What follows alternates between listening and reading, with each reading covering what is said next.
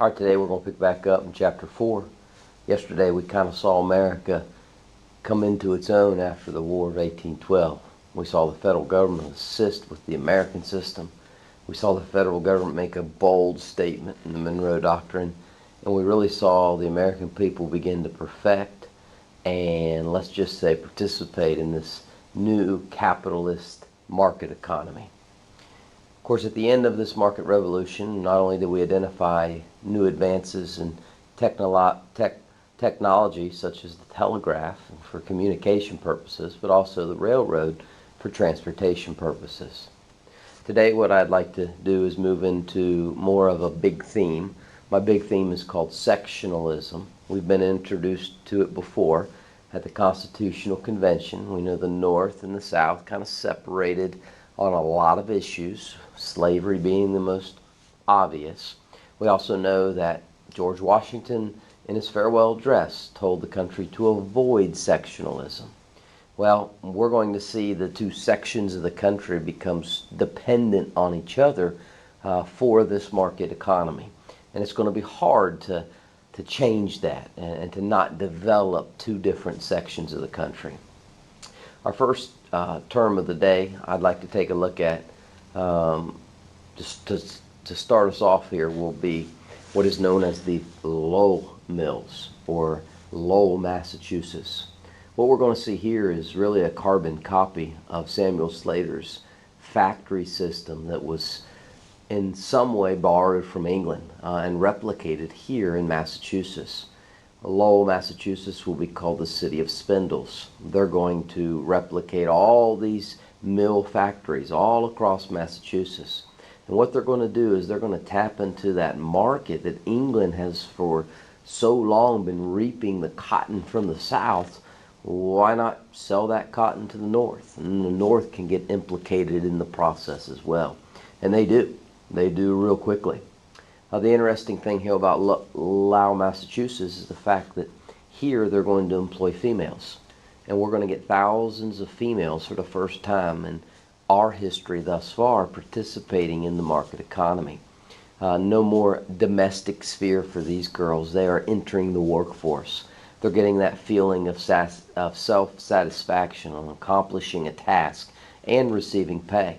Although the pay varied, most was only about $2.50 a week. But it was income for the first time these girls were making. Therefore, we'll put it as one of our terms. Lowell Mills, or factory mills, here's your definition. They provided an opportunity. They provided an opportunity for women during the market revolution. They provided an opportunity for women during the market revolution to make a source of income. To make a source of income. My next term of the day kind of backs up the American system from yesterday. You're going to need workers to build these roads and build these canals and build these bridges. It wasn't that America did not have a vast quantity of workers. We just had a lot of jobs. In doing so, we became a magnet. Our two specific groups, for various reasons, some leaving bad economies, some leaving bad governments. Regardless, our Irish and our Germans are going to leave by the millions to immigrate to America.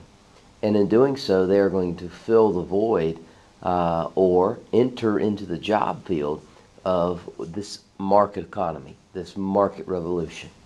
Others might, as we'll learn later in the chapter, pack up their bags, get on a Conestoga wagon, and head west and start a new life for themselves that they never could have had in Ireland or they never could have had in Germany.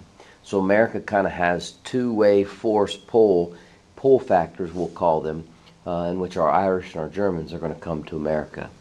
We will refer to this as old immigration. Both of these on your vocab chart are under what is I've sectioned off as the North. Old immigration consisted of Irish and German immigrants. Irish and German immigrants coming to America for land and jobs. Coming to America for land and jobs. Obviously, as cotton begins to fuel this market economy, new transportation technology makes it easier to transport. And these mills that are popping up not just in Massachusetts, but also in New York and other parts of the North, all of a sudden there's a higher demand than we've ever seen before for the South's cotton. There also is a higher demand for land. And as cotton begins to spread throughout the South, we will see that demand basically lay out the groundwork for what we will call the Cotton Kingdom. And I'm talking about everything from North Carolina all the way to Texas.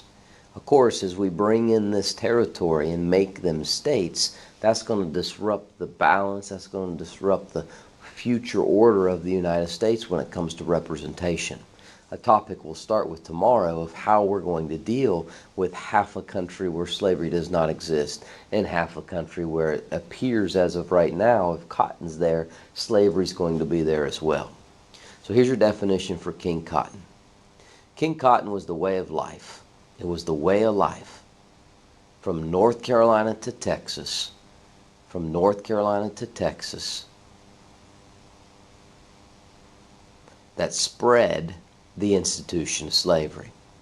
That spread the institution of slavery.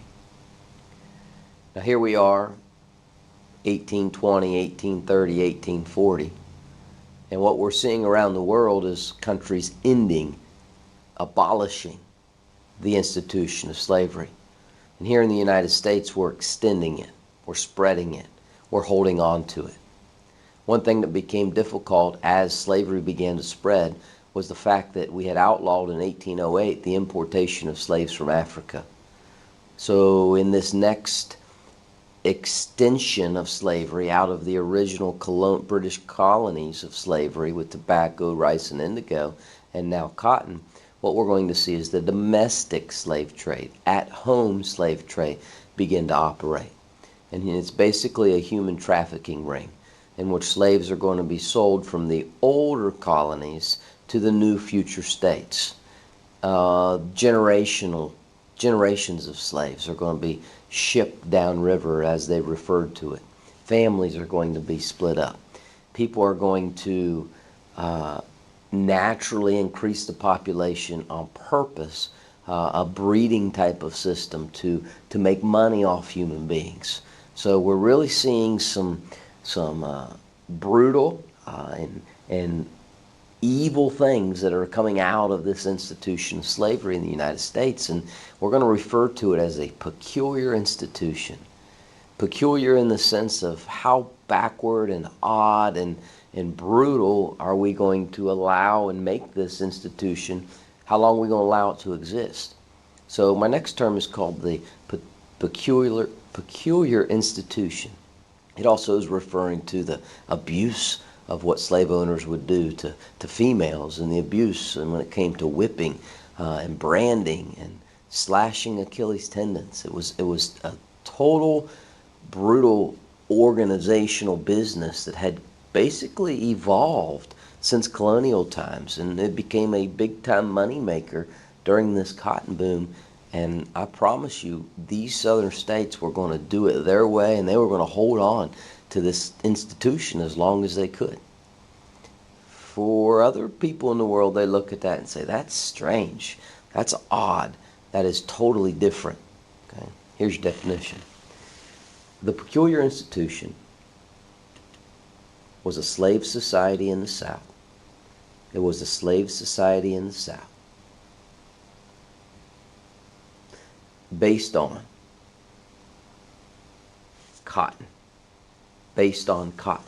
comma, human trafficking, selling humans, human trafficking,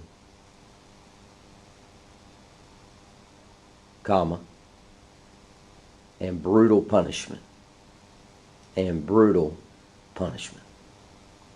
We'll pick back up tomorrow, and we'll ask ourselves, now what? What do we do with this peculiar institution? Why does the North turn a blind eye to it? Well, they're getting rich off cotton too, especially if you're working in a textile factory.